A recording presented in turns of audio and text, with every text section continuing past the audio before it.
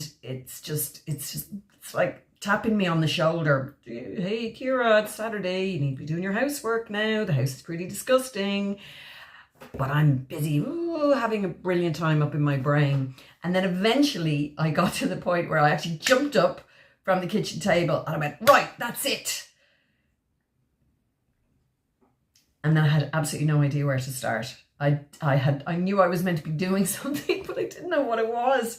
So what I actually ended up doing then was going into my son's room to tell him that he had to get off his computer and do his housework. That was the best action plan that I could come up with.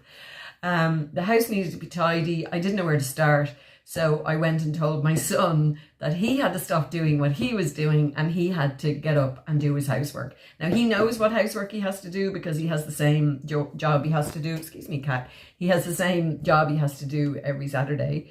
And after I told him that, and he has ADHD, by the way, after I told him that he had to get up and do his housework, I realized what was missing for me is that I need an adult to tell me to stop doing what I'm doing and tell me that I have to get on and do my housework. Except I don't have that.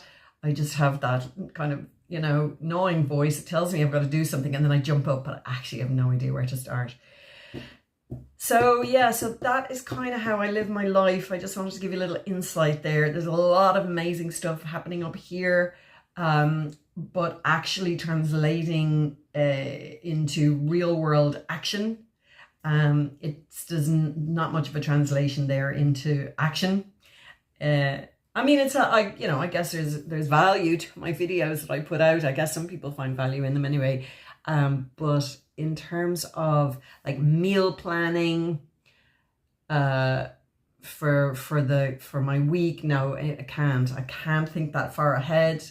It's like there's nowhere to go. It's like, okay, I'm going to plan the meals. It's a bit like me jumping up and going, right, and then not being able to find anywhere to start with that structure. And yeah, so that's it. And I have a sister, and she's, if I speak to her on the phone and I ask her how her Saturday has been, like she will have made jam and she will have like upcycled a piece of furniture, and it'll be, by 11 o'clock in the morning, it'll be sitting there drying. She's already sanded it down and done a couple of coats of paint on it.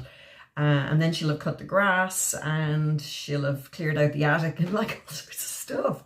And that's just not how I live. I don't live in the real world in that